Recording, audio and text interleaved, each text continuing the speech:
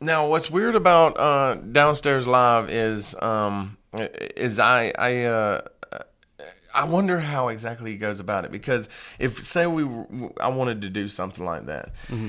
you're going to call the artist, their management, speak to their management. They're going to say, all right, well, they're going to charge this much money. Hmm. And then all you're really, what you're doing is you're having to make sure that you have the minimum to cover and the equipment and everything for, them to do the show, and make sure they're happy as far as what they ask for and all that stuff, and hope that you sell the tickets.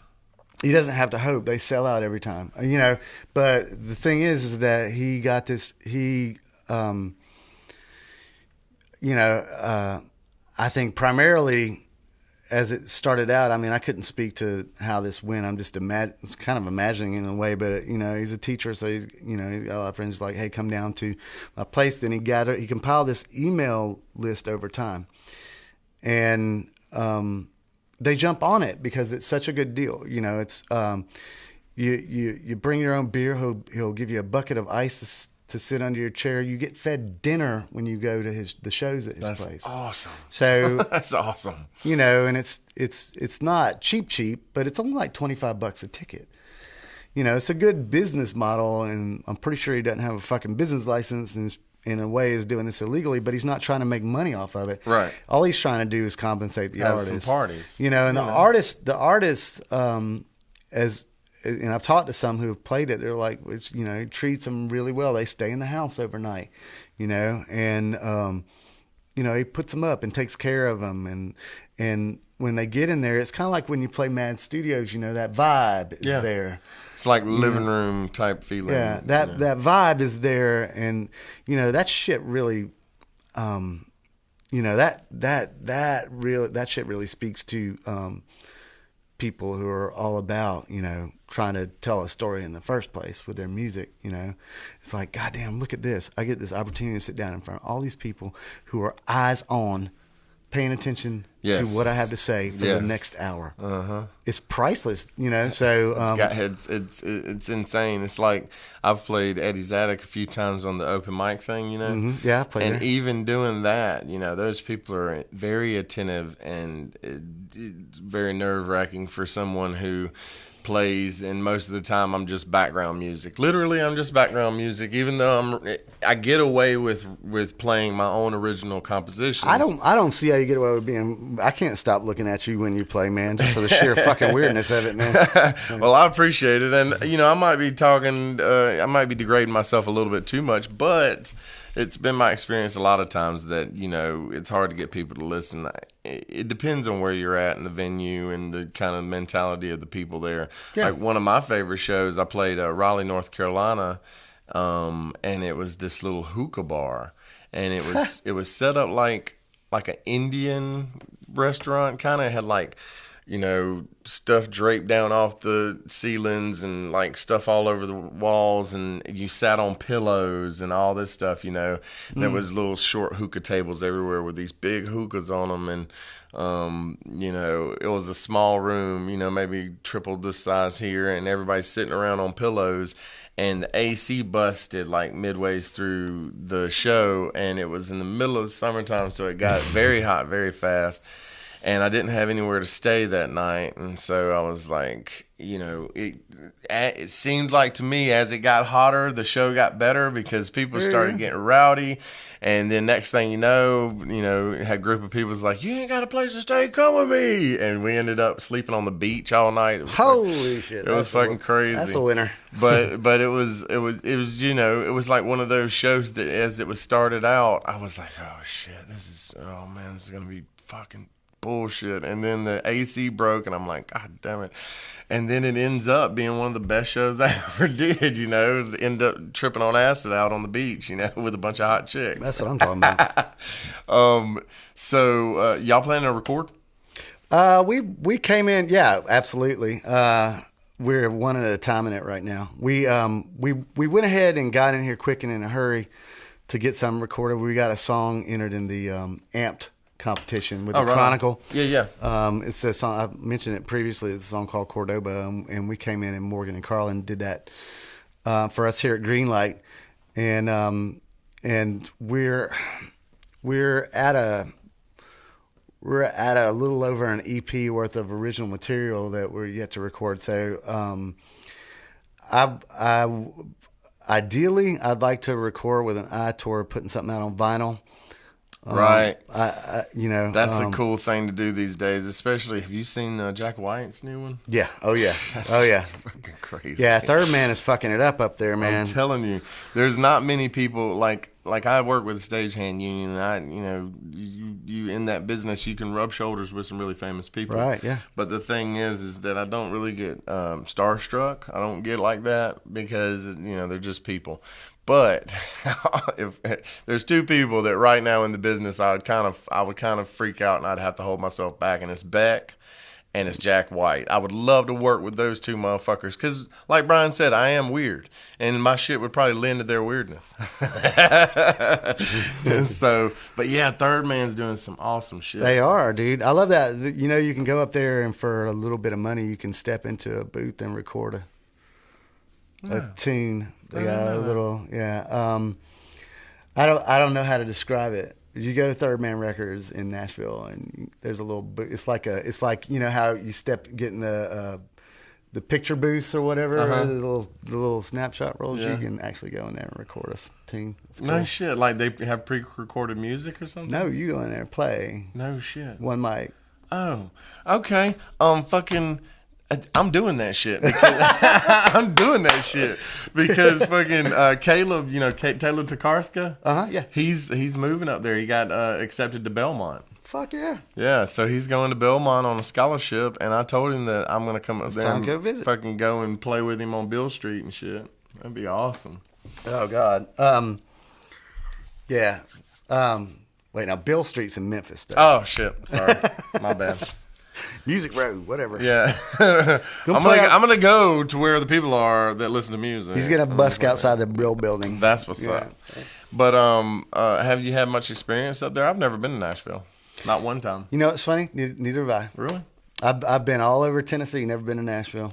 Yeah, I've been up Knoxville way, but I've never been to Memphis, or I haven't been to Nashville. I would like to go to. See where Elvis lived. What Graceland. Graceland, that's right. Yeah. I'd like to go and see that. And Doug said he went and sat outside the gate there. He thought it was pretty cool. That's in Memphis. That's in Memphis too. Memphis, I know. So why do you think that the Hound is? If there's other things out there walking with them in the woods, going back to the Hound of Goshen, is it just? Like, is it other things? Why are they white? And could it be a different thing other than a dog, or be a bear or a deer or something like that? Why? Well, I don't understand. Yeah, that's what I kind of wondered when I heard that there were kind of similar, stories, in places, because Batesburg's a good ways away from, and the Hound of Goshen legend is tethered right to that spot. It's just like a 5-mile stretch of road, I thought maybe it could be something. Where did you hear the story from? I don't remember.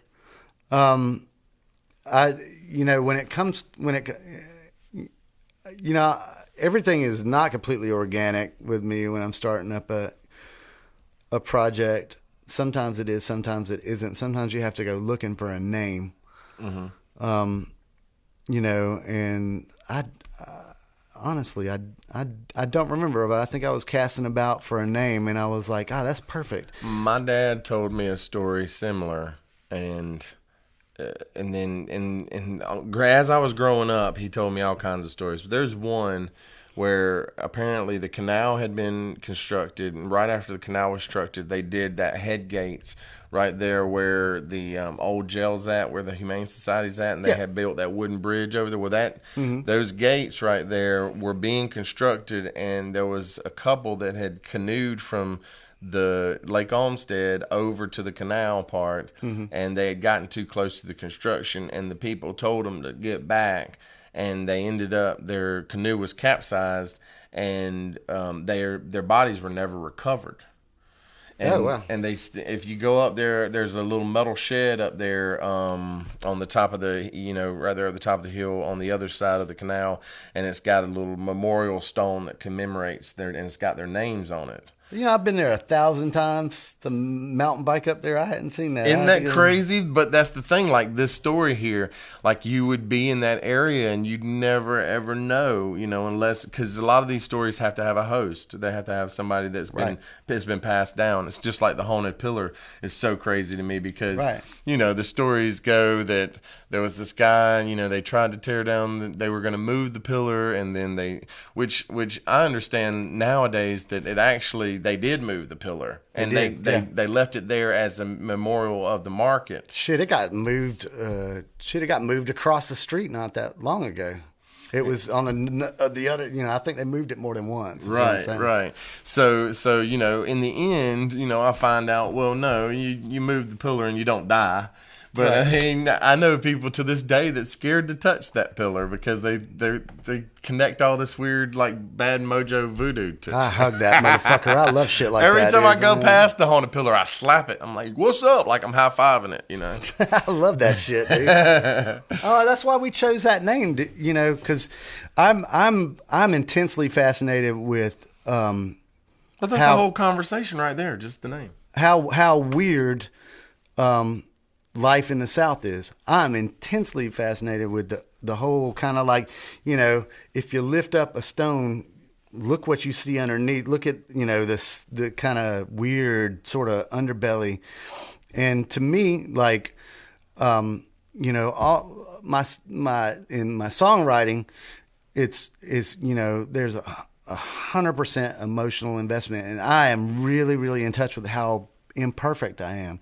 So what I identify with the sort of scary, spooky, weird underbelly of the South is like my own imperfections, right?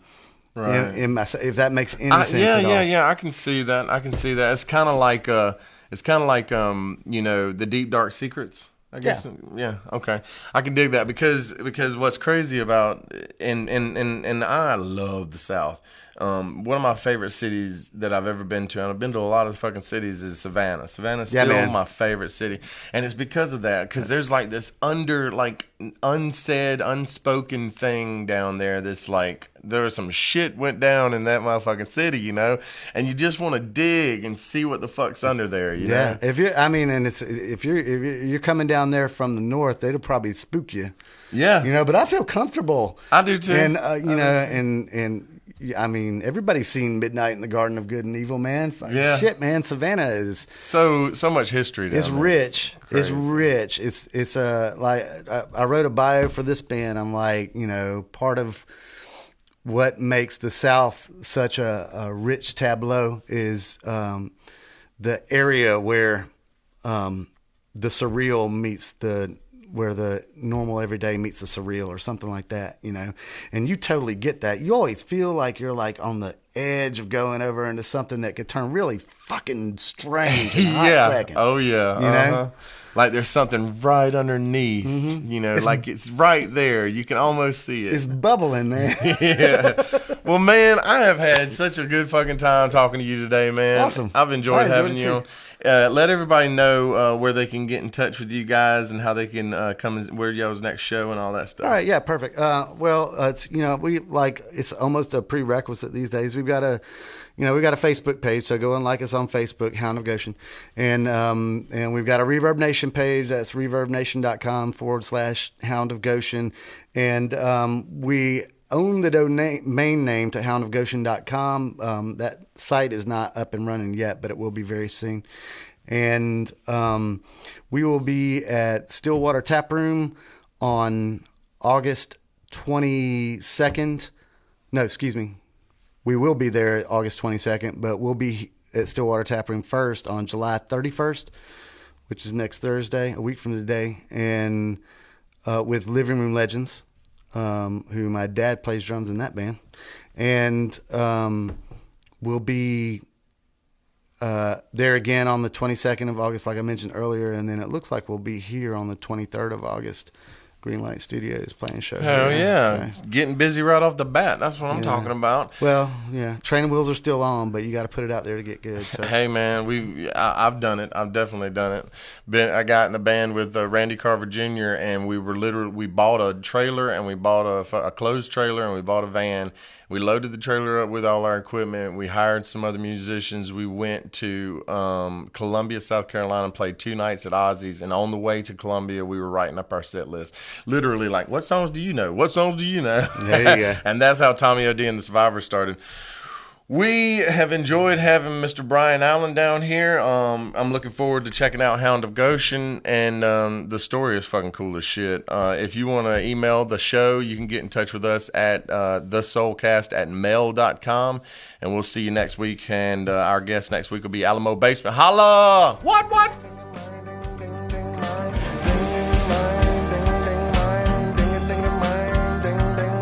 Warning, you will never be the same because you have been listening to the Soulcast with your host, Happy Bones. We'll see you next week.